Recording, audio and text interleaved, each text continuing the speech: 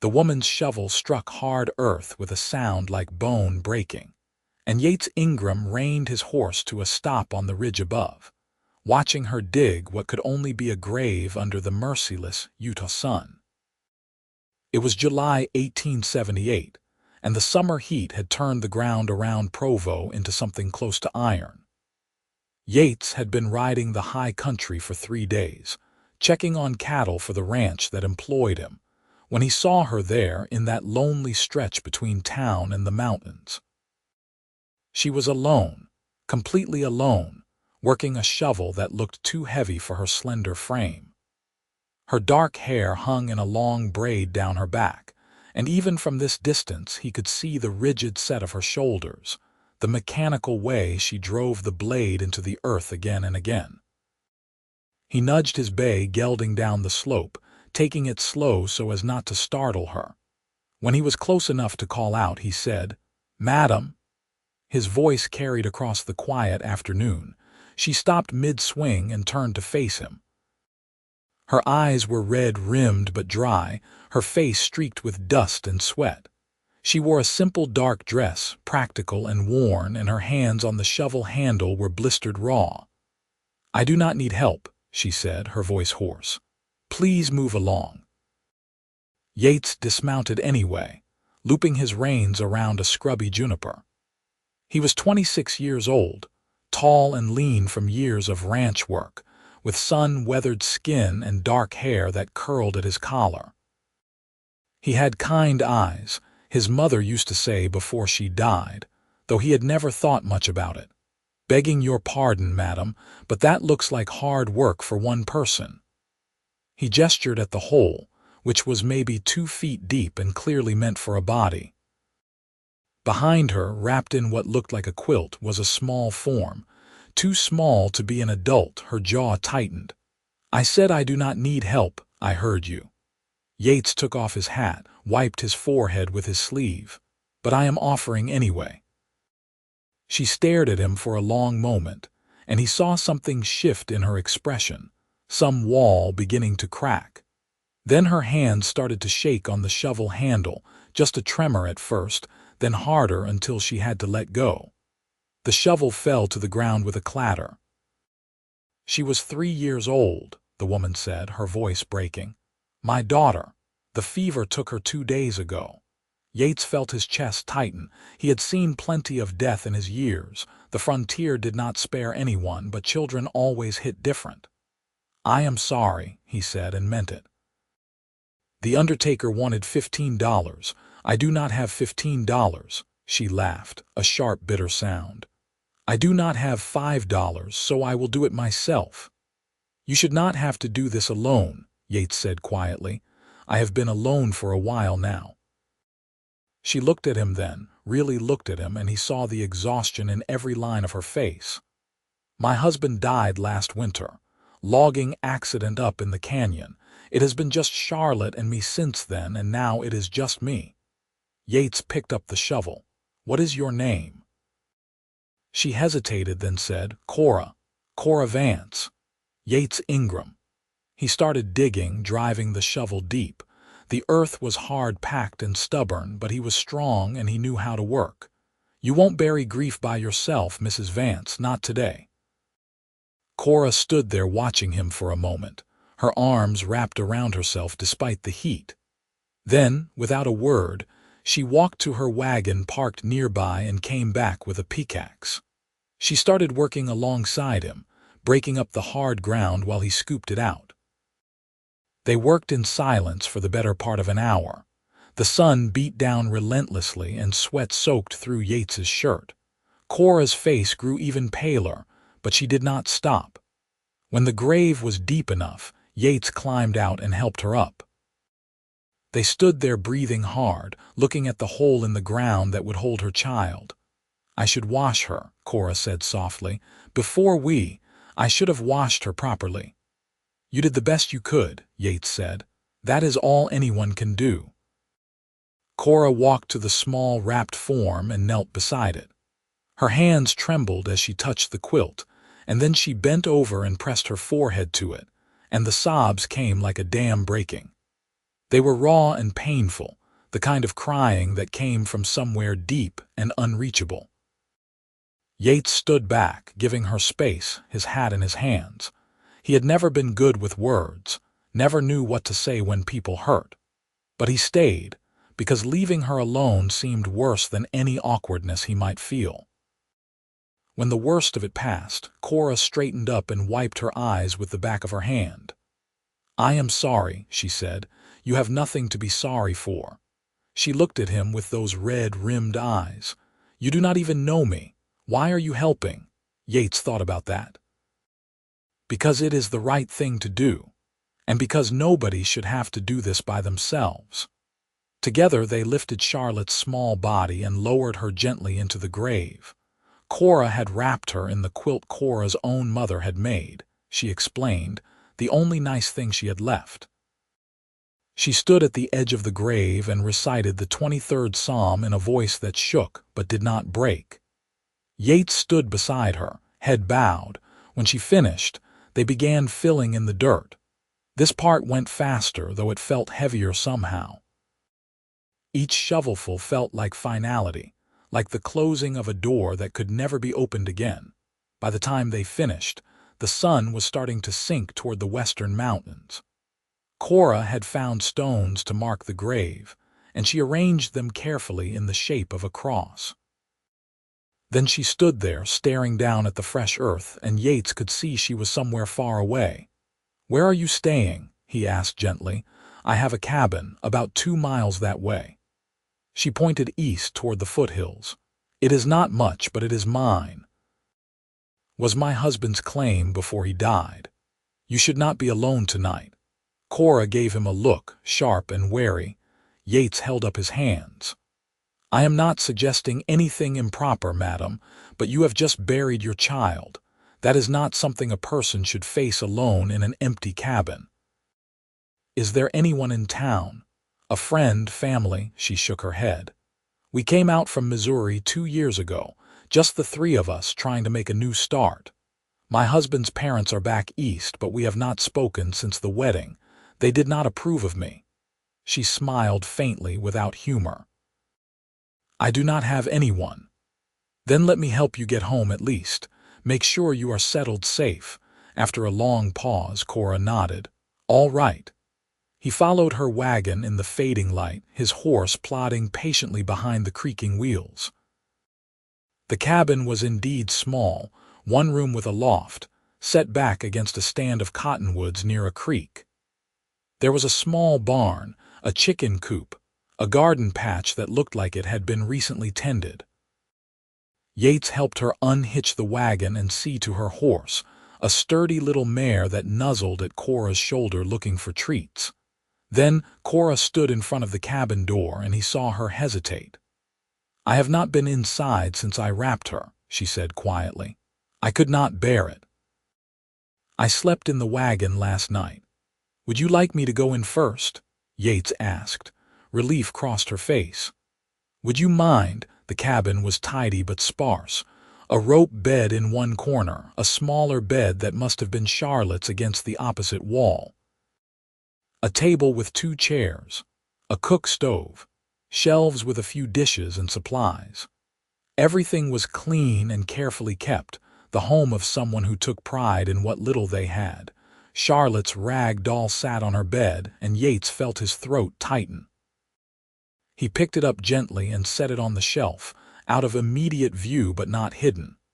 When he went back outside, Cora was sitting on the porch step, her hands folded in her lap.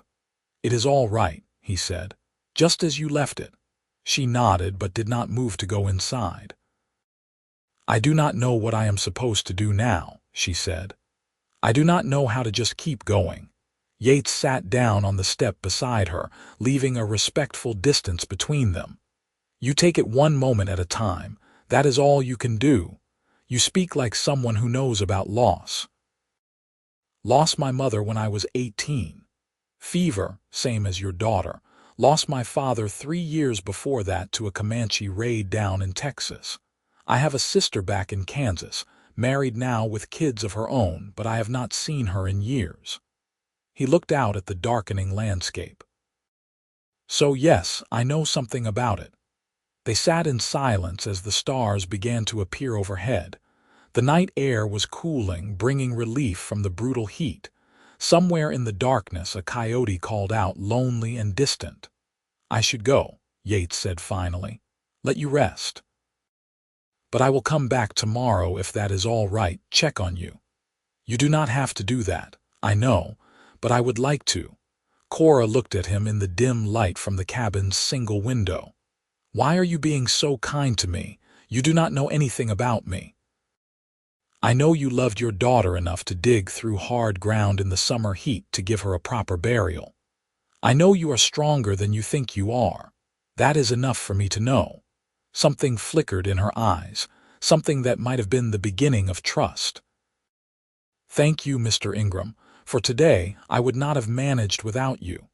Yates, please, and you are welcome. He stood, settled his hat back on his head. Will you be all right tonight? I will survive. I seem to be good at that, if nothing else. He rode back toward the ranch in the dark, knowing the trail well enough that his horse could mostly find the way. His mind kept going back to Cora Vance, standing alone over that grave. There was something about her, a strength wrapped around deep pain, that pulled at him in ways he did not fully understand. The next morning, after finishing his early chores at the ranch, Yates rode back out to Cora's cabin. He brought with him a basket his boss's wife had put together when he explained the situation, full of bread and preserves and salt pork. Mrs. Henderson was a good woman, quick to help anyone in need. Cora was in the garden when he arrived, pulling weeds with mechanical precision. She looked up when she heard his horse, and he saw surprise cross her face, as if she had not really believed he would return. Morning, he called out. Good morning. She stood, brushing dirt from her skirt. She looked like she had not slept much, dark circles under her eyes, but she had clearly washed and changed her dress. He dismounted and brought over the basket. Mrs. Henderson at the ranch sent this. She said to tell you she is sorry for your loss and if you need anything to come by. Cora took the basket with hands that trembled slightly. That is very kind. Please thank her for me. You could thank her yourself. Come back with me, have a proper meal. Mrs. Henderson is a fine cook and she would love the company. I could not impose. It would not be an imposition, truly. Cora looked toward the cabin, then back at the garden. I have so much to do here. The chickens need feeding, the garden needs tending, and I should clean inside, put things in order. The chickens and garden will still be here later. When did you last eat a real meal? She could not answer that, which was answer enough. After a moment, she nodded. Let me change into something cleaner. The ride to the ranch took about 40 minutes. Cora rode her mare while Yates kept his gelding at an easy pace beside her. She was a good rider, he noticed, comfortable in the saddle despite the side saddle ladies were expected to use. How long have you worked at this ranch? She asked. About 4 years now. Came up from Arizona after trying my hand at prospecting and learning real quick that I was no good at it. Figured I was better with cattle than rocks. Do you like it? The work? It is honest work, and the Hendersons are fair people. I have a bunk in the house, 3 meals a day, and $20 a month.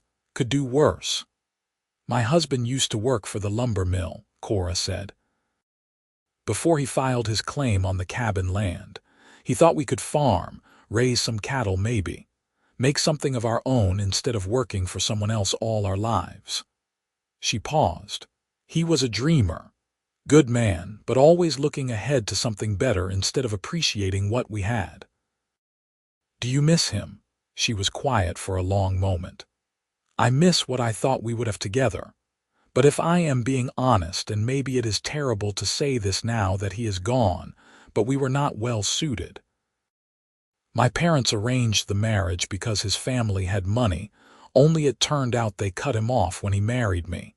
They thought I was beneath him, and maybe they were right. She looked over at Yates. I do not know why I am telling you this.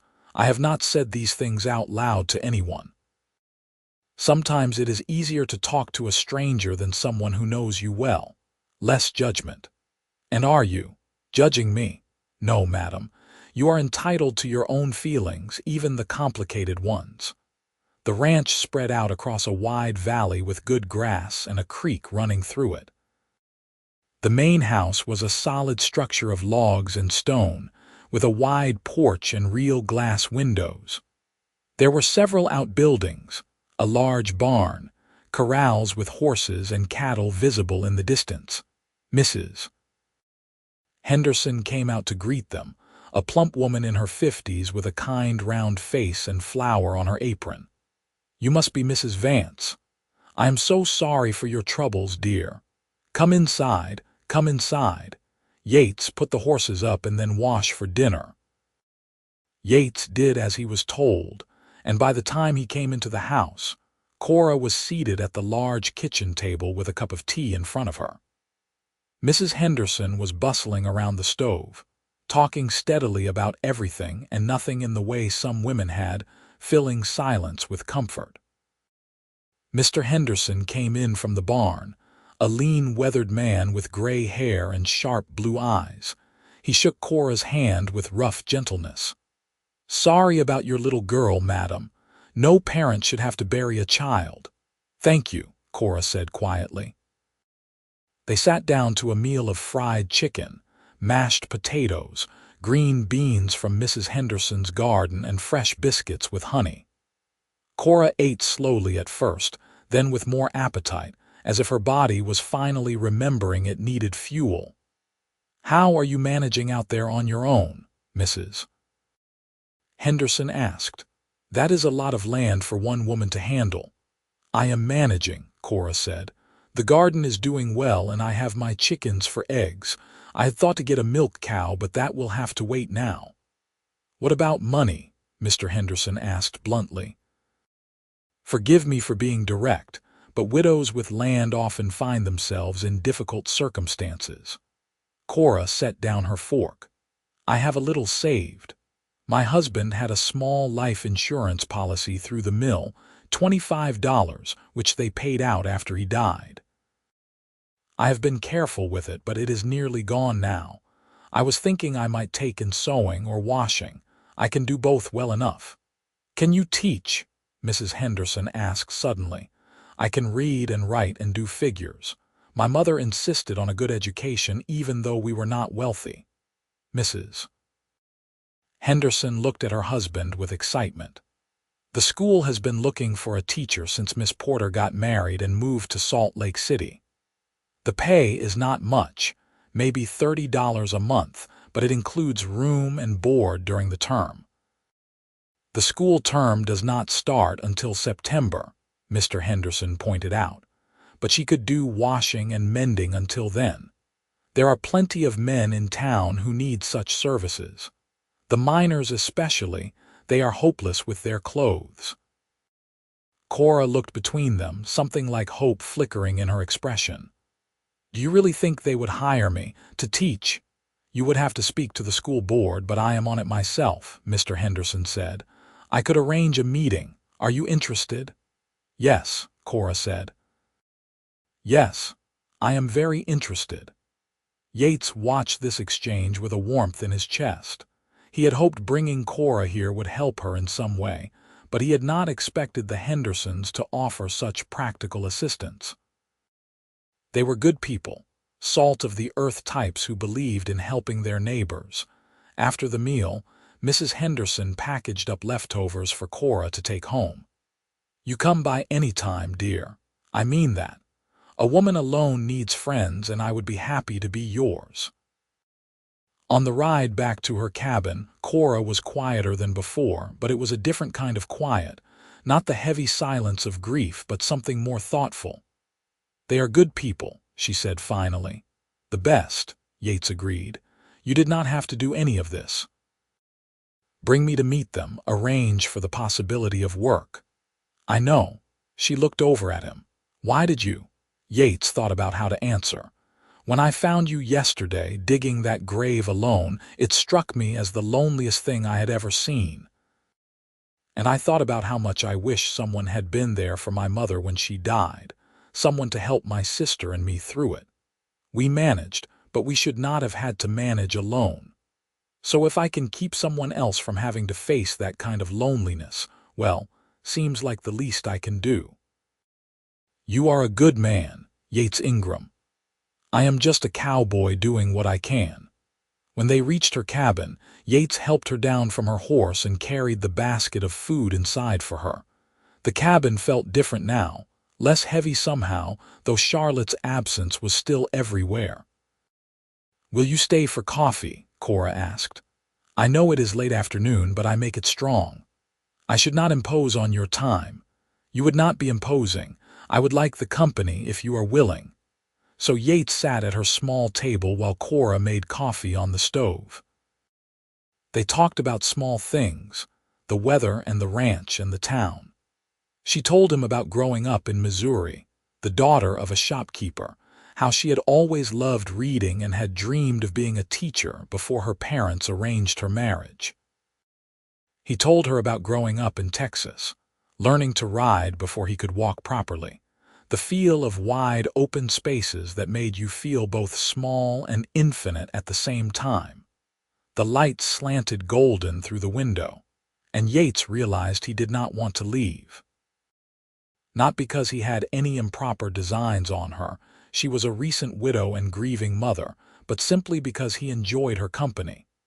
She was intelligent and thoughtful, and even through her grief, there was a spark in her that he found compelling. But he stood when the coffee was finished. "I should get back. Ranch does not run itself. Will you come again?" The question was hesitant, vulnerable. "I know you have no obligation, but I find your company comforting." "I would like that," Yates said. "If you are certain." "I am certain." Over the next 2 weeks, Yates found himself riding out to Cora's cabin whenever his work allowed. Sometimes he brought supplies, sometimes just himself. He helped her repair a section of fence that had fallen down, fixed a broken hinge on the chicken coop, chopped enough firewood to get her through the coming winter. Cora insisted on paying him back with meals, and she was a fine cook, despite having limited supplies to work with. They talked during those visits, long conversations that ranged from the profound to the mundane. Cora spoke about Charlotte sometimes, sharing memories, and Yates learned to just listen, to let her words flow without trying to fix anything. Grief was not something that could be fixed. He understood that. It could only be carried. Mr. Henderson arranged a meeting with the school board, and Cora impressed them enough that they offered her the teaching position on the spot. She would start when school resumed in September, teaching children from ages 6 to 14 in the one-room schoolhouse in town. The pay was exactly $30 a month, and she could stay in a small room attached to the school during the week, going home to her cabin on weekends. When she told Yates the news, her face was brighter than he had yet seen it. "It feels like maybe I can make a new start," she said. "Not forget Charlotte, never that, but perhaps build something meaningful anyway." "You will be a wonderful teacher," he told her. "How can you be so certain?" "Because you are patient and kind and smart as a whip. Those children will be lucky to have you." She blushed at the compliment, looking down at her hands. "You have a high opinion of me considering we have only known each other a few weeks. I am a good judge of character."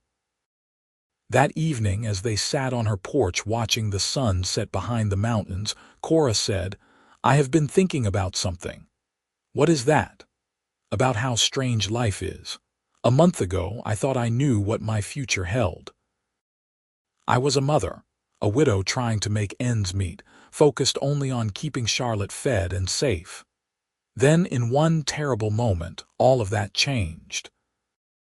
And now here I am, about to become a school teacher, talking to a man I barely know who somehow feels more familiar to me than people I have known for years." She looked at him. "Does that make sense?" "It does," Yates said. His heart was beating faster, and he knew he was treading on delicate ground. I feel the same way, like I've known you longer than I have. It would be improper for me to court anyone, Cora said quietly. I have only been widowed 6 months and Charlotte has been gone only 2 weeks. People would talk. People always talk. But they would be right to this time. It is too soon. I am not ready. She turned to face him fully. But I want you to know that I value what we have become to each other. Friends, I suppose, though that word feels insufficient. Yates wanted to reach for her hand but kept his own clasped firmly in his lap. I will take whatever you can give, Cora. Friendship is more than enough for now. There is no rush. Relief crossed her face. Thank you for understanding. I do understand. Grief is not something you hurry through. As summer deepened into August, Yates continued his visits, though they became more sporadic as ranch work intensified. They were moving cattle to higher pastures, mending fences, preparing for the fall roundup. When he did manage to visit Cora, he found her increasingly focused on preparing for her teaching duties. She had borrowed books from the Reverend's wife and was planning lessons, organizing materials. One Saturday in late August, Yates rode into town to pick up supplies and stopped by the schoolhouse where Cora was cleaning and arranging desks. She looked up when he entered, her face smudged with dust, and smiled. You look like you have been wrestling bears, he said. Just cobwebs and mice. Though the mice put up a good fight, she straightened, pressing a hand to her lower back. I did not realize how much work this would be. Want some help? They spent the afternoon together cleaning the schoolhouse, washing windows, sweeping floors, organizing the meager supplies. Yates fixed a broken desk and rehung a door that had been dragging. As they worked, they talked and laughed, and Yates realized this was the first time he had heard Cora laugh without shadow behind it. When they finished, the schoolhouse looked welcoming and ready.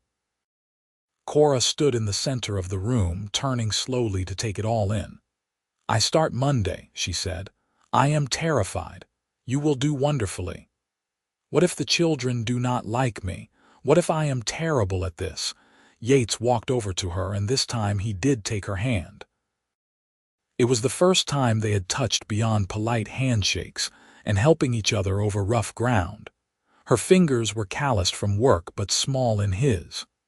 Cora Vance, you are one of the strongest, kindest, most capable women I have ever known. Those children will be blessed to have you as their teacher. And if you have a rough day, which you will because everyone does, you will pick yourself up and try again the next day. That is who you are. She looked up at him, and he saw her eyes were bright with tears. How did I get so lucky to have you come along when I needed someone most? I think maybe we were both lucky, he said softly. They stood there for a long moment, hands clasped, something unspoken passing between them. Then Cora gently pulled her hand away. I should go, she said. I need to prepare for Monday, of course. But at the door she turned back. Yates, will you come by the school sometime next week? Let me know how it is going. Wild horses could not keep me away.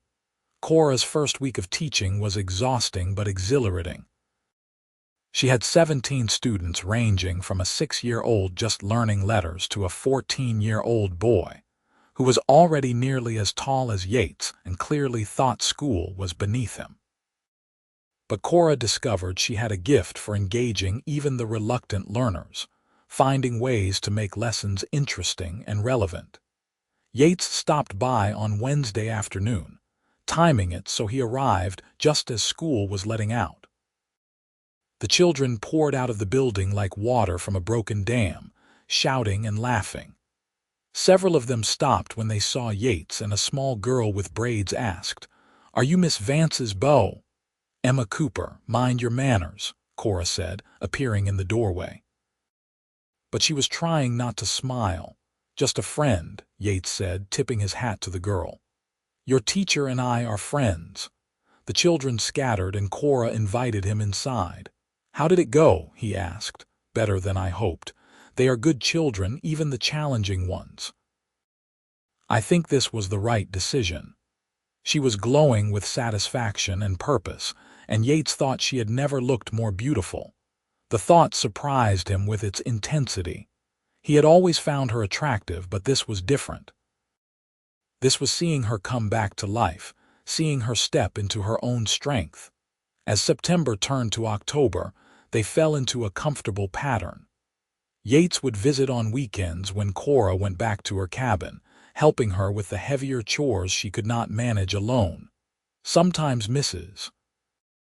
Henderson would invite them both to Sunday dinner, and they would sit with the family, talking and laughing like they belonged there. People in town did notice, of course. A few tongues wagged about the impropriety of a widow being courted so soon. But most folks saw it for what it was, a friendship between two lonely people who had found comfort in each other. The Reverend's wife even told Cora approvingly that grief did not have a timeline and happiness should be embraced when it came. One Sunday in late October, after a hard week of teaching and a Saturday of cabin chores, Cora and Yates rode up into the foothills to see the autumn colors. The aspens had turned gold, and the scrub oaks were red as fire against the deep blue sky. They stopped beside a creek and let their horses drink while they sat on a fallen log. "I have been thinking," Cora said, "about us." Yates felt his heart kick up. "What about us? When you found me in July, I was certain I would never feel anything but grief again. I thought joy was done for me. But these past months, you have shown me that life goes on even after terrible loss, that there can be purpose and meaning and even happiness again." She turned to look at him. "I care for you, Yates, more than I probably should." "There is no should in how we feel," Yates said. "But I need to know where you stand, Cora. I have feelings for you too, deep ones, but I will not push you into anything you are not ready for. I think I am ready, or as ready as I will ever be, but I am scared." "Of what?" "Of losing someone else I care about, of being hurt again." "Of what people will say." She laughed shakily. "Of everything, really." Yates reached over and took her hand as he had done that day in the schoolhouse. "I cannot promise I will never die or leave you. None of us knows what tomorrow holds. But I can promise that for however long I have, I will be the best man I know how to be. I will be honest and faithful and true. I will work hard and treat you with respect, and I will never take for granted what we have." "That is all anyone can promise," Cora said softly. "Is it enough?" She was quiet for a long moment, looking at their joined hands. Then she lifted her eyes to his. "Yes, it is enough." Yates felt something unlock in his chest, a door opening to let in light. "Cora Vance, may I court you properly, with the intention of eventually asking you to be my wife?" "Yes," she said, and this time when she smiled, it reached all the way to her eyes. "Yes, Yates Ingram, I would like that very much." He wanted to kiss her right then, but he held back. There would be time for that. Instead, he just held her hand and looked out at the golden aspens and felt more content than he had in years. They told the Hendersons first, who were delighted and completely unsurprised. Mrs. Henderson hugged them both and immediately started planning what she called a proper wedding when the time comes. Mr. Henderson shook Yates's hand and told him he was getting a fine woman, which Yates already knew. The town gossips had a field day at first, but the disapproval was muted.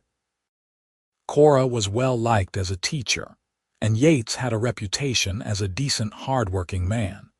Most people figured they were both adults who had earned the right to seek happiness where they could find it.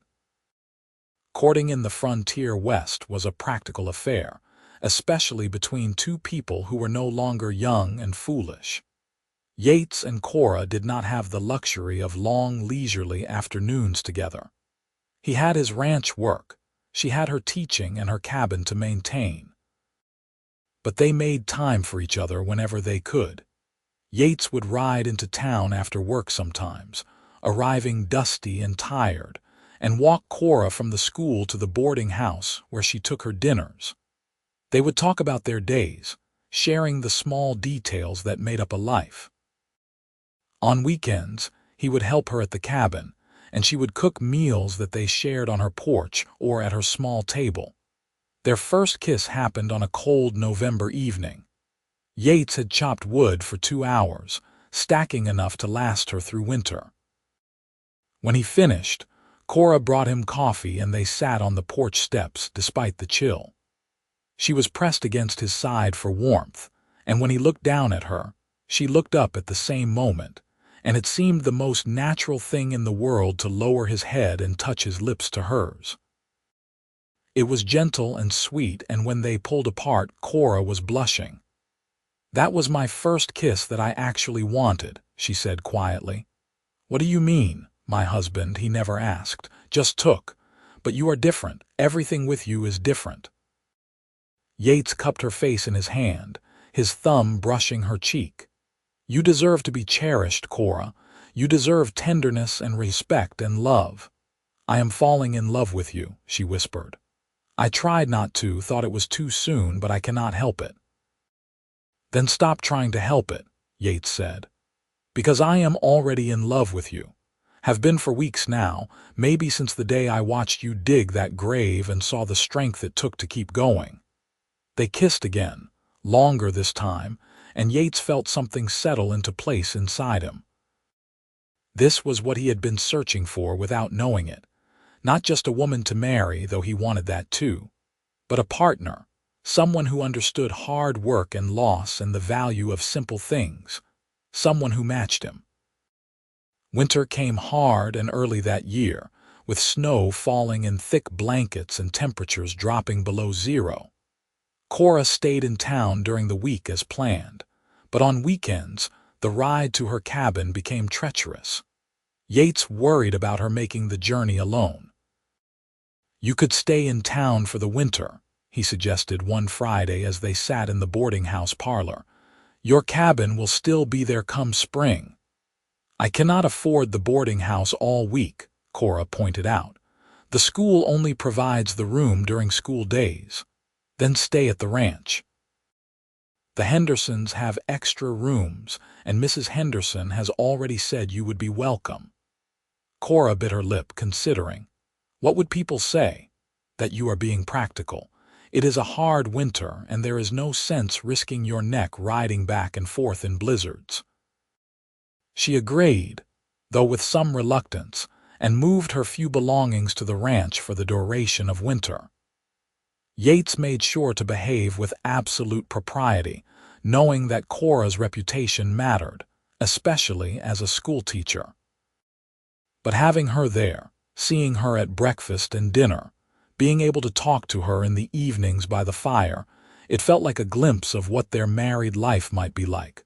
Christmas came, and Cora gave Yates a shirt she had sewn herself, every stitch perfect.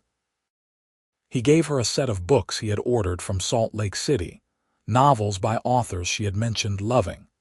They exchanged gifts in front of the Hendersons' Christmas tree, and Mrs. Henderson dabbed at her eyes with her apron. "You too are going to give me tears of joy," she said. "It does my heart good to see people finding happiness." On Christmas night, after the Hendersons had gone to bed, Yates and Cora sat by the dying fire. The house was quiet, peaceful, and snow was falling softly outside the windows. "I want to ask you something," Yates said. "But I want you to take your time answering. There is no rush." Cora turned to him, her face soft in the firelight. "All right. I know we have only been courting a few months, and I know you have been through so much loss. But I also know that life is short and uncertain, and when you find something real, you should hold on to it." He took her hand. "Cora, will you marry me? I do not have much to offer, just a cowboy's wages and a bunk in someone else's house. But I promise you my whole heart and my loyalty and every bit of love I have in me." Cora's eyes filled with tears, but she was smiling. "You have more to offer than you know, Yates Ingram. You have kindness and strength and a good heart. Yes, I will marry you." He pulled her into his arms, holding her tight, and thought about how far they had both come since that day in July. How finding each other had been like finding a home he had not known he was looking for.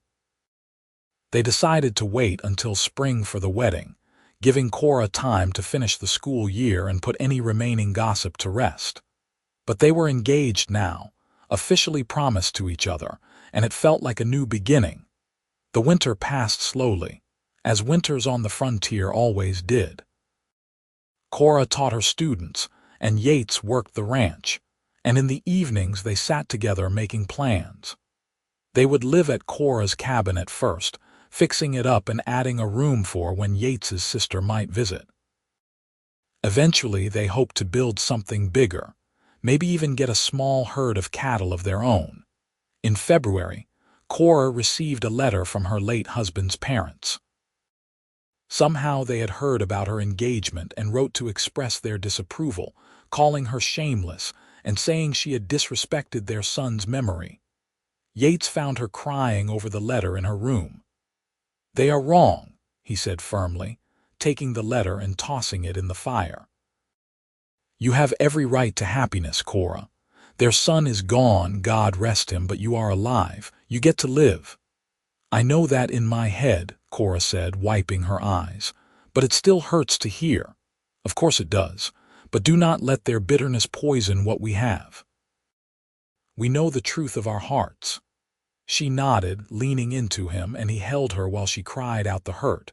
When she was done, she straightened up and said, "You are right. I will not let them take this from me, from us."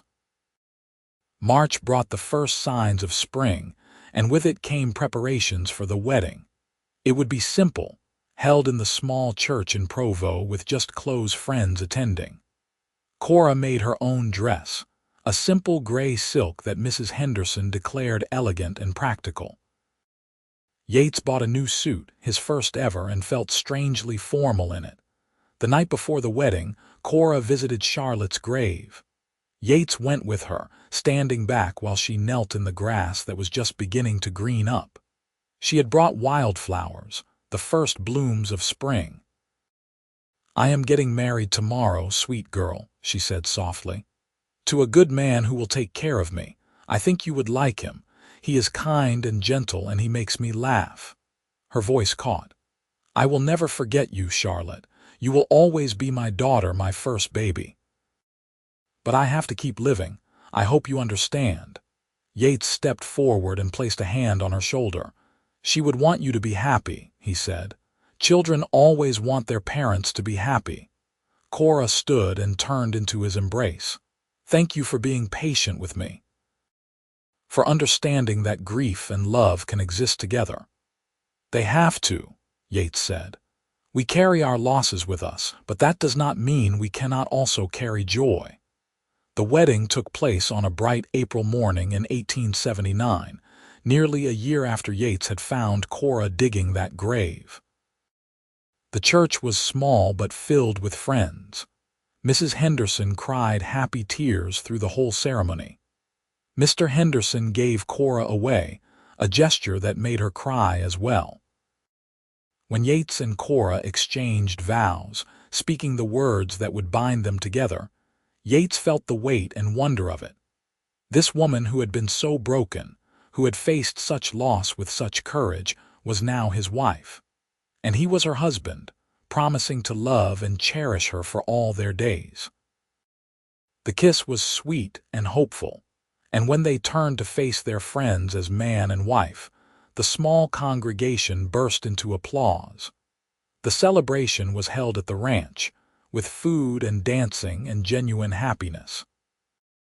Yates danced with his bride, holding her close, feeling her heart beat against his chest. "Happy?" he asked. "So happy," she said. "Happier than I thought I could be again." That night they went to the cabin that was now truly theirs together. Yates carried Cora over the threshold, and she laughed at the old tradition. Inside, everything was clean and ready, flowers in a jar on the table courtesy of Mrs. Henderson. Their wedding night was tender and sweet, both of them nervous in different ways. Cora had been married before but never truly loved, and everything with Yates felt new. He was patient and gentle, and when they came together it was with love and trust and genuine desire. Afterward, lying in the darkness with Cora in his arms, Yates said, "I love you, Mrs. Ingram." "I love you too," she said. "Thank you for not giving up on me, for seeing past the grief to who I could be again. You did the hard work yourself. I just walked alongside you." Life as a married couple settled into a comfortable rhythm. Cora continued teaching through the end of the school year, coming home each weekend to the cabin. Yates still worked at the ranch during the week but spent his Sundays with his wife, working on improvements to their home. In June, when school let out, Cora stayed at the cabin full-time. She started a larger garden, expanded the chicken coop, and began taking in sewing to earn extra money. Yates talked to Mr. Henderson about eventually buying some land of his own, maybe starting a small cattle operation. Mr. Henderson offered to sell him 20 acres adjoining the cabin at a fair price, to be paid off over time. In August, Cora realized she was pregnant. She had missed her monthly courses twice, and her body felt different in ways she remembered from carrying Charlotte. The joy was immediate, but so was the fear. "What if something goes wrong?" she asked Yates when she told him. "What if I lose this baby too?" Yates pulled her close. "We will take every precaution. You will see the doctor regularly, you will rest when you need to, and you will not take any unnecessary risks. But Cora, we cannot live in fear. This baby is a blessing, a new beginning." "I am scared," she admitted. "I know, but we will face it together. Whatever comes, we will face it together." Cora's pregnancy progressed normally through the fall and into winter. She grew round and radiant, and Yates thought she had never been more beautiful.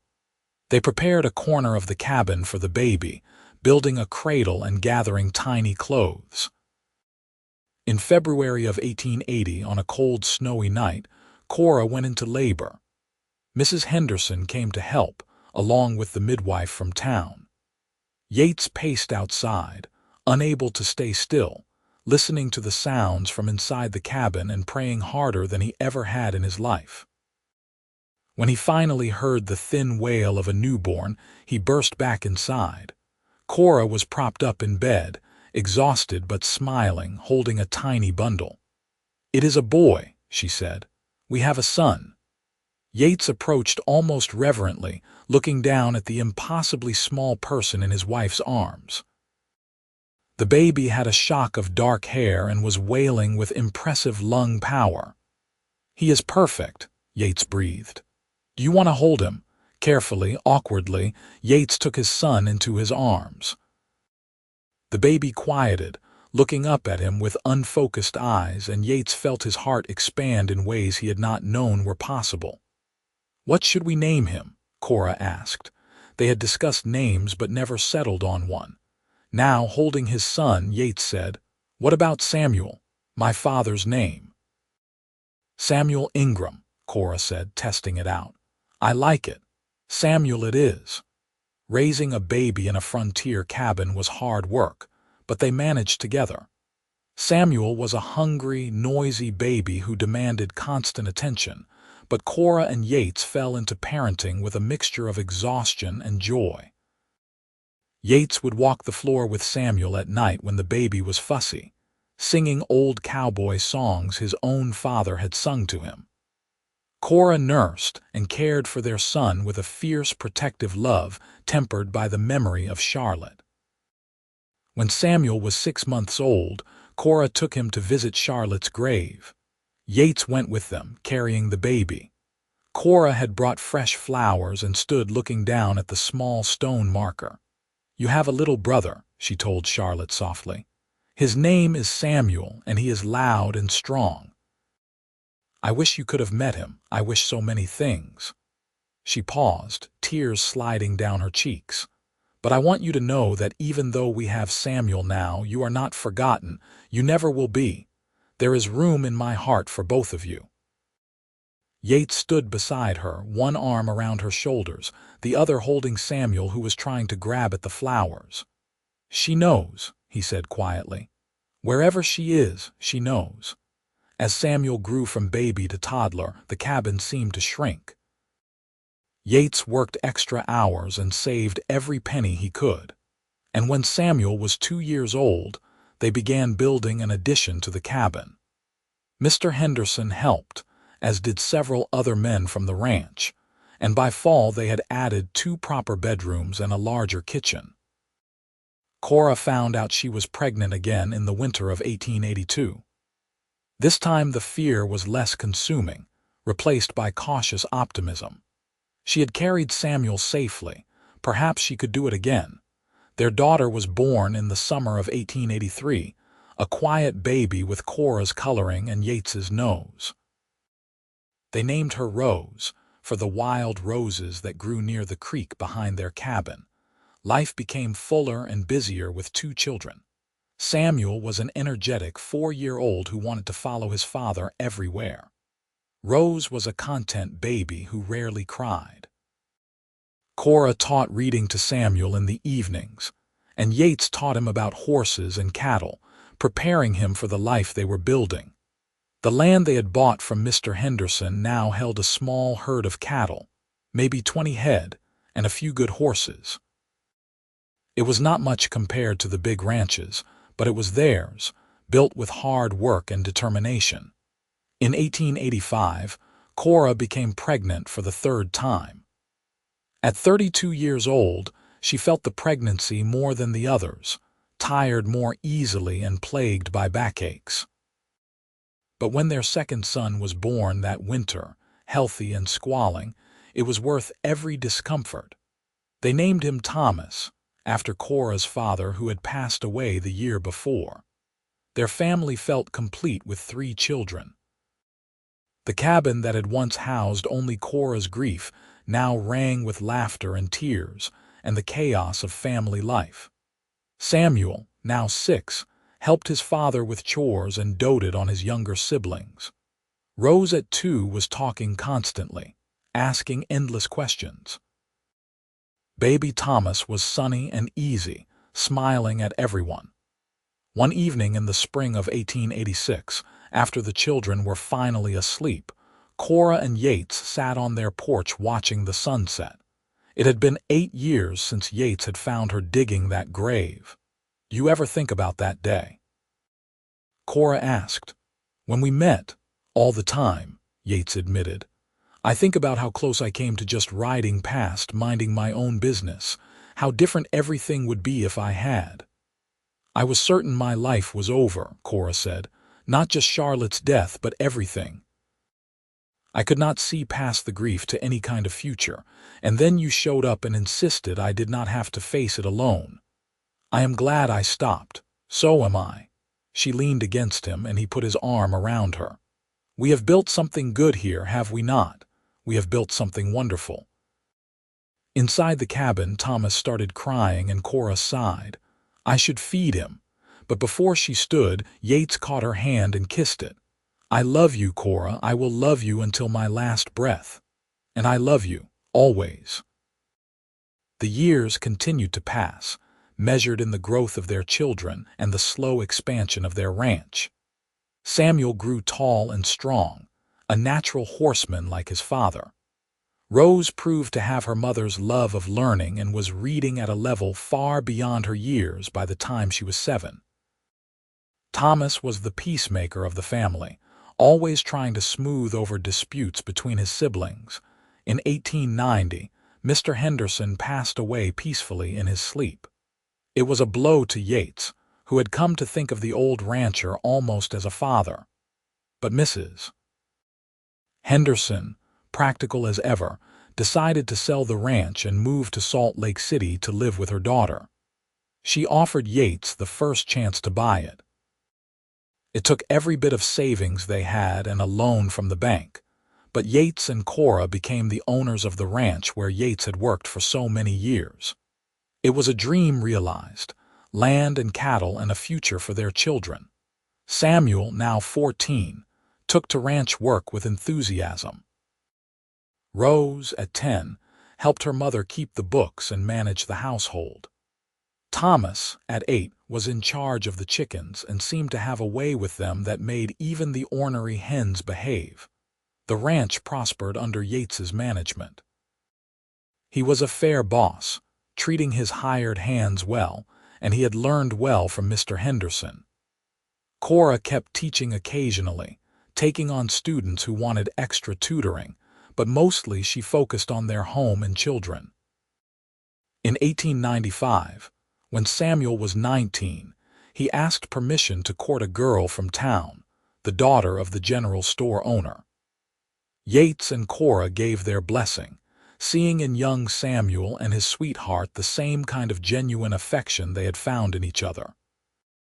Samuel married at 20, and by the time he was 21, he and his wife had given Yates and Cora their first grandchild, a boy they named Yates after his grandfather.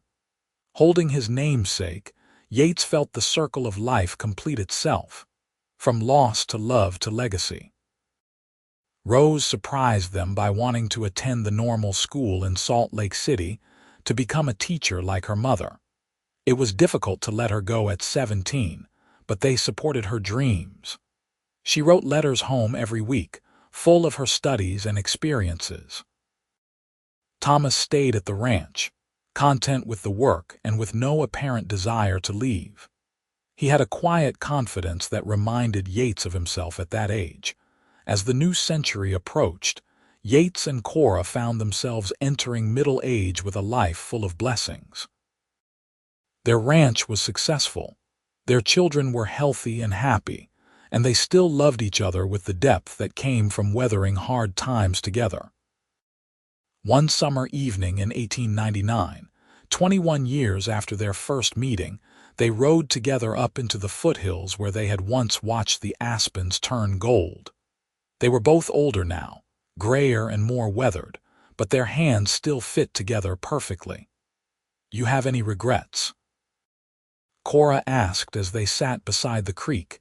Yates thought about it. "Only that I did not find you sooner. What about you?" "I regret the years I wasted in a loveless marriage, trying to be what other people wanted me to be. But I cannot regret it entirely, because it brought me Charlotte, and loving her taught me how to love fully." She looked at him. "And losing her brought me to the moment where you found me. So maybe there are no real regrets, just different paths to where we were meant to be." "I like that way of thinking." They sat in comfortable silence, listening to the water and the wind in the trees. Then Cora said, "You told me once that I would not bury grief by myself. Do you remember? Of course. You were right. Grief shared is grief halved, and joy shared is joy doubled. You taught me that, Yates. You showed me that even the worst losses do not have to define us, that we can build beauty from ashes." Yates pulled her close, kissing her temple. "We did that together. You were already strong, Cora. I just reminded you of it. We made each other stronger." As the sun set and the sky turned orange and purple and deep blue, they mounted their horses and rode home together. The ranch spread out before them in the fading light, barns and corrals and fields of hay, the house with smoke rising from the chimney where Thomas was likely getting dinner ready. It was home, built on a foundation of shared grief transformed into shared purpose and ultimately into deep abiding love. Every board and nail, every fence post and water trough represented their work together. But more than that, it represented their choice to keep living, to keep hoping, to keep loving even after loss. That night, lying in their bed with Cora's head on his shoulder, Yates thought about the long road they had traveled. From that grave in the summer heat to this moment of peace and contentment, it had not always been easy. There had been hard winters and dry summers, sick livestock and lean years, the normal struggles of frontier life. But through it all, they had each other. "What are you thinking about?" Cora murmured sleepily. "About how you dug a grave alone and I told you that you would not bury grief by yourself, and how true that turned out to be in ways neither of us could have imagined then. We buried it together, Cora said. And then we planted something new in its place. A whole life, Yates agreed, a whole family, a whole future. Cora tilted her head to kiss him soft and sweet. I love you, Cowboy. Thank you for stopping that day. Thank you for staying. Nowhere else I would rather be, Yates said.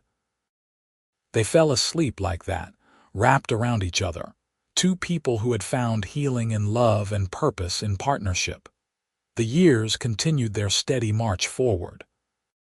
Rose came home from normal school with her teaching certificate and took a position at the school in Provo where her mother had once taught.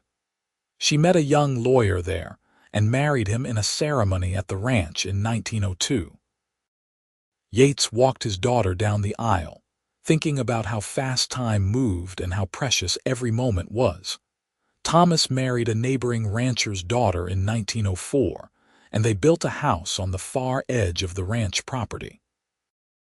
The ranch was big enough now to support multiple families, and Yates began dividing responsibilities among his sons, preparing for the day when he would hand it over to them completely. Samuel and his wife had 4 children, giving Yates and Cora a houseful of grandchildren to spoil. Rose had 3, and Thomas eventually had 5. The ranch house that Yates and Cora had expanded several times over the years became the gathering place for holidays and celebrations, full of noise and laughter and love. In 1905, Cora took Yates to Charlotte's grave on what would have been her daughter's 30th birthday. They had maintained the grave over the years, keeping it cleared and marked with a proper stone that Yates had commissioned years before. She would have been 30 today, Cora said, kneeling to place flowers. I wonder what she would have become. Would she have married, had children? What would her life have looked like? Yates knelt beside her. She would have been extraordinary like her mother. Sometimes I can barely remember her face, Cora said quietly. Is not that terrible, my own daughter, and time has faded the details. You remember her love, that is what matters. I used to come here and cry every week, then every month, then just on her birthday and the day she died. And now sometimes I go months without visiting, and I feel guilty about that. That is not forgetting her, Cora, that is healing. It is what she would have wanted for you. Cora was quiet for a moment, then said, I never told you this, but sometimes I feel like Charlotte sent you to me. Like she knew I would need someone to help me keep going, and she somehow arranged for you to ride over that ridge at exactly the right moment. Maybe she did, Yates said. I have learned not to question the mysterious ways life works out. They stayed at the grave for a while longer, telling Charlotte about her half-siblings and nieces and nephews, about the ranch and the life that had grown from the seeds of grief. Then they went home together, hand in hand as they always did. As Yates entered his 60s, he began to slow down.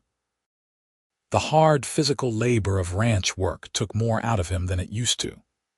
Samuel essentially ran the ranch now, with Thomas managing the day-to-day operations, but Yates still got up early every morning and did what he could. Cora worried about him pushing too hard. You do not have to prove anything, she told him one morning when he was moving slower than usual, his back aching from a lifetime of hard work. I am not proving anything. I just like to be useful. You are useful. You are the heart of this family, Yates. That is more than enough. In the spring of 1910, Yates suffered a bad fall from his horse while checking fence lines. He broke several ribs and knocked himself unconscious. Samuel found him and brought him home, and for weeks Yates was laid up in bed, frustrated and hurting. Cora nursed him patiently, reading to him when he was bored, bringing him meals, helping him when his pride would allow it. One evening when the pain was particularly bad and he was feeling sorry for himself, she sat on the edge of the bed and took his hand. Do you remember what you told me the day we met? She asked. I told you a lot of things. You told me I would not bury grief by myself, that I would not face hard things alone. She squeezed his hand. "Well, the same goes for you, Cowboy. You do not face this alone. We are partners in sickness and health. I took vows, remember. How could I forget? Best day of my life. Mine too. So stop being stubborn and let me help you." Yates recovered slowly, and the fall scared him more than he liked to admit. He was 63 years old, and his body was reminding him that he was not immortal. But he was surrounded by family, by children and grandchildren who loved him, by a wife who had been his partner through everything. If this was getting old, there were worse ways to do it. The summer of 1912 brought a terrible drought. The creeks dried up, the grass turned brown, and cattle started dying. It was the worst drought anyone could remember, and it threatened to destroy everything they had built. Yates, now 65, worked alongside his sons to move cattle to higher pastures where there was still some water, to dig deeper wells, to do anything they could to save their herd.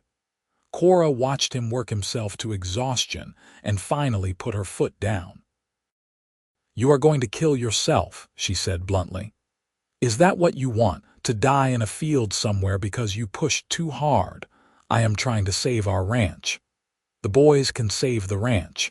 They are young and strong. You need to rest. I cannot just sit by and watch everything we built dry up and blow away. Then supervise, advise, but stop doing the physical labor. Please, Yates, I cannot lose you." The fear in her voice got through to him in a way anger never could.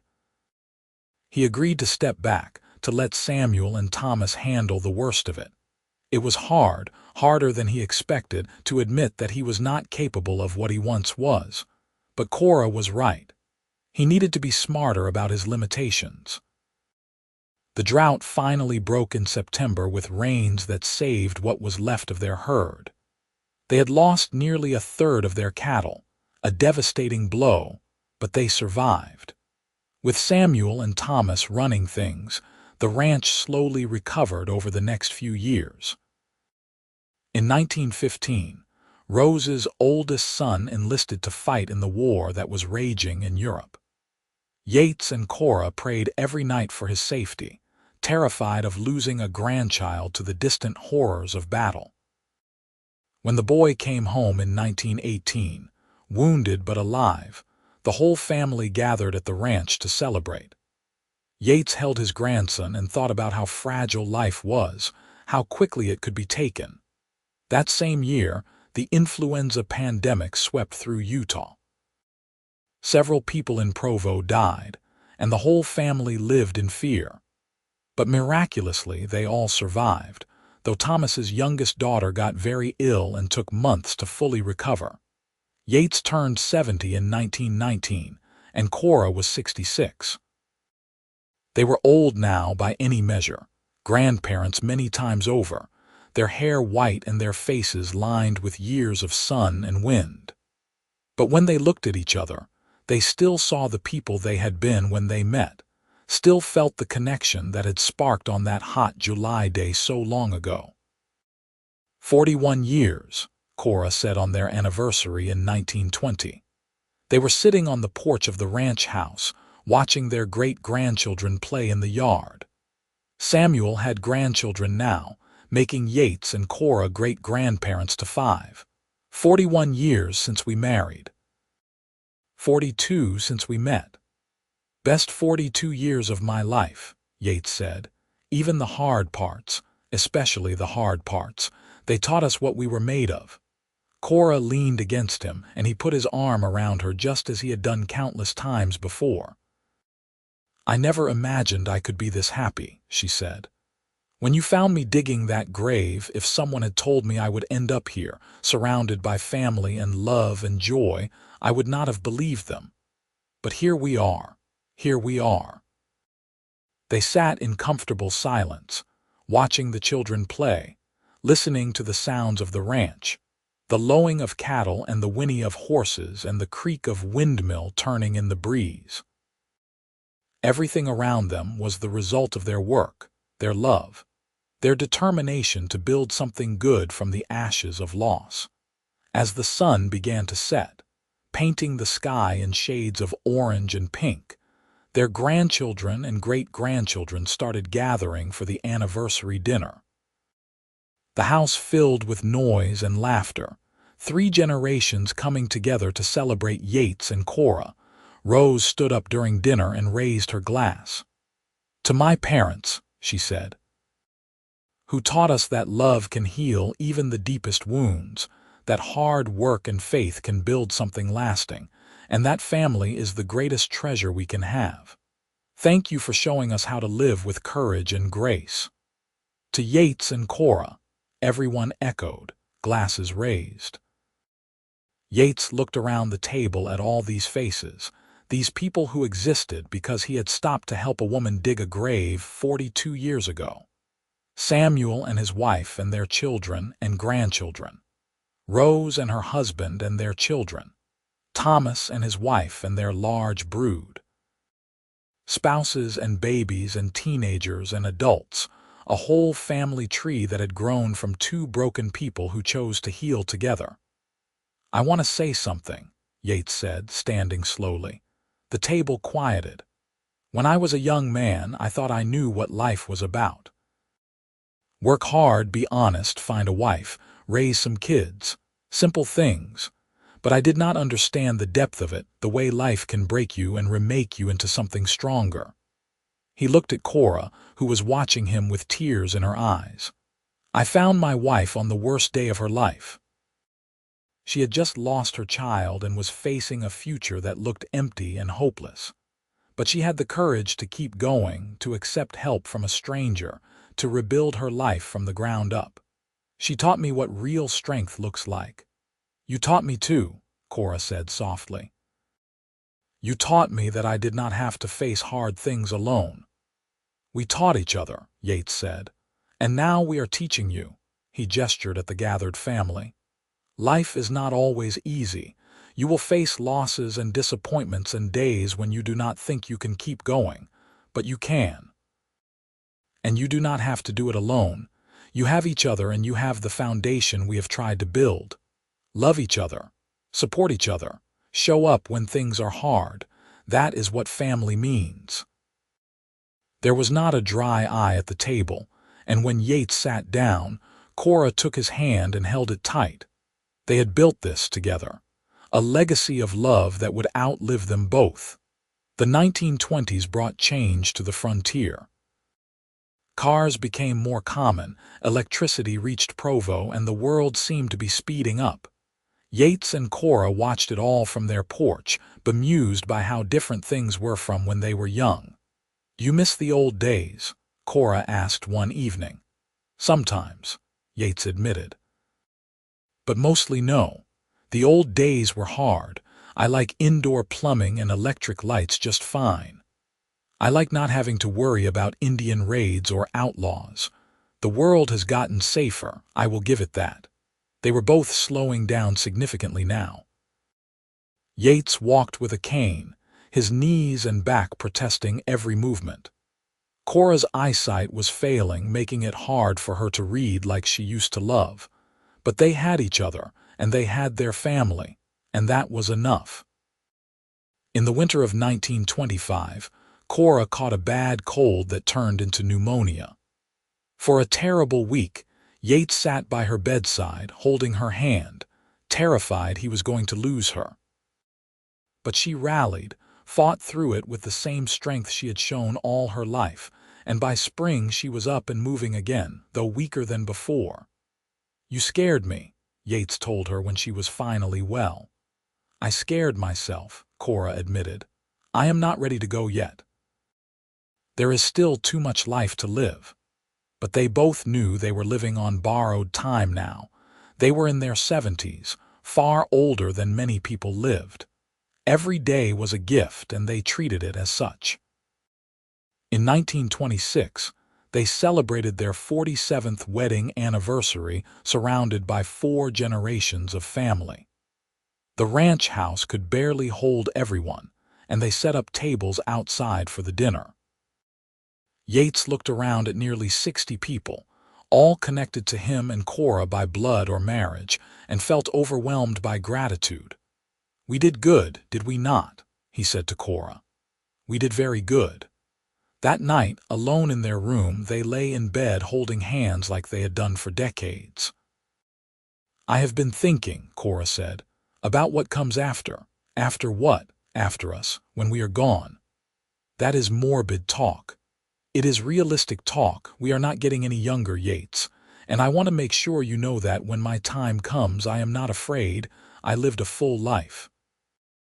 I loved deeply and was loved deeply in return. I raised children and saw them grow into good people. I have grandchildren and great-grandchildren who will carry forward what we built." She turned to look at him in the darkness. "I have no regrets. Everything I went through, even the terrible parts, brought me to you, and that makes it all worthwhile." Yates felt his throat tighten. "I feel the same way. You made me whole, Cora. Before you, I was just going through the motions. But you gave me purpose and joy and a reason to build something lasting. Promise me something. Anything. When one of us goes, the other will not shut down. We'll keep living, keep loving the family, keep going. We promised each other once that we would not face hard things alone, and that applies to this too. If I go first, you lean on our children. If you go first, I will do the same." "Deal, deal," Yates said, though the thought of losing her was unbearable. "Good." She kissed him softly. "Now let us stop being morbid and appreciate that we are still here together." They made love that night, slow and tender, two old bodies that knew each other completely. It was not the passion of youth, but something deeper and more meaningful, the physical expression of a lifetime of love. The years continued, precious and fleeting. In 1928, Yates had a mild stroke that left him weaker on his left side. He recovered mostly, but it was another reminder of mortality. Cora's hearing started to go, making conversation difficult sometimes, but they adapted as they always had. They spoke louder, moved slower, accepted help from their children with grace. They spent their days on the porch mostly, watching the ranch operate without them, content to be observers now instead of doers. In the spring of 1930, Yates woke up one morning to find Cora had not. She had passed peacefully in her sleep, her hand still in his, her face serene. She was 77 years old. The grief was crushing, even though he had known it was coming. 52 years together, and now she was gone. Yates sat by her body for hours, holding her hand, talking to her, saying all the things he wished he had said more often. The funeral was huge, a testament to the life she had lived and the people she had touched. She was buried next to Charlotte's grave, the daughter she had never stopped loving. Yates stood at the graveside, leaning heavily on his cane, and thought about the circle completing itself. "You told me I would not bury grief by myself," he said quietly. "And I am not. Our children are here, our grandchildren, our great-grandchildren, a whole family to share this weight. You made sure of that, Cora. You made sure neither of us would ever be truly alone." The months after Cora's death were the hardest of Yates's life. Even losing his parents had not hurt this much, because Cora had been his other half, his partner in everything. The house felt empty without her. Food had no taste. Colors seemed duller, but he remembered his promise and he kept living. Samuel and his wife insisted Yates move in with them, and though he resisted at first, he eventually agreed. He spent his days telling stories to his great-grandchildren, teaching them about the old days, about their grandmother who had been strong and brave and full of love. One afternoon, sitting on Samuel's porch with a great-grandchild on his knee, Yates told the story of how he met Cora. The child listened wide-eyed as Yates described finding her digging a grave alone, how he had helped her, how they had fallen in love. "So Grandma Cora was very sad when you met her?" the child asked. "The saddest I have ever seen anyone," Yates confirmed. but she did not let it defeat her. She kept going, and eventually she found joy again. That is what I want you to remember about her. She was strong, and she did not give up, even when things were hard. I want to be strong like her. Then remember her stories. Remember what she taught us about facing hard things with courage and grace. Yates lived for 2 more years after Cora died, long enough to see another great-grandchild born and named Cora in her honor. In the spring of 1932, he passed away quietly in his sleep at the age of 85. His children found him in his chair on the porch, a peaceful expression on his face, looking out at the ranch he and Cora had built together. They buried him next to Cora, and on his headstone they inscribed the words he had once said to her: "You will not bury grief by yourself." Because it was true, in death as in life. He was not buried alone, but by a family of dozens who mourned him and celebrated him and carried forward his legacy. Years later, when their great-great-grandchildren asked about the founders of the ranch, they were told the story of Yates and Cora. How they met on the worst day of her life, how he helped her bury her daughter and in doing so, helped her bury her grief. How they fell in love and built a life together from the ashes of loss. How they created a family and a legacy that endured long after they were gone. The ranch still stood, now run by the 5th generation, a thriving operation that fed dozens of families and employed hundreds over the years. But more than the physical legacy, Yates and Cora left behind a story of resilience and love, of 2 people who refused to let tragedy define them, and instead chose to build something beautiful together. Their graves were tended by family members for generations, flowers always fresh, stones always clean. Charlotte's grave was there too, the 3 of them together at last in the place where it all began. Where a cowboy stopped to help a grieving mother, and in that simple act of kindness, changed both their lives forever. And if you stood there quietly at sunset, when the light turned gold and the wind whispered through the grass, you could almost hear echoes of their voices, laughter and love, and the promise that no one has to face hard things alone. That grief shared is grief halved, and joy shared is joy doubled. That love can heal even the deepest wounds, and from the darkest moments can grow the most beautiful life. This was the legacy of Yates Ingram and Cora Vance, a love story born from loss, nurtured through hardship, and lasting long after death parted them. A reminder that sometimes the worst days can lead to the best futures, if we have the courage to keep going and the wisdom to accept help when it is offered. And that is how their story ended and began, in the same place, coming full circle like all the best stories do. 2 souls who found each other when they needed it most, who built a life together that mattered, and who left the world better than they found it. That is all anyone can ask for, and more than most achieve.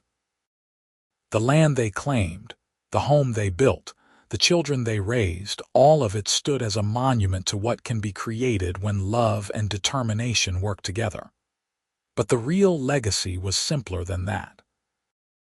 It was the lesson they taught through their lives, that kindness matters, that showing up for people matters, that we all need help sometimes, and there is no shame in accepting it. Yates found Cora over a grave she dug alone, and he told her she would not bury grief by herself. He was right. She did not bury it alone, and neither did he when his time came. They faced everything together, the grief and the joy, the hard times and the good times, and in doing so they created something that would outlive them both: a family, a home, a legacy of love. That was their story, and it was enough.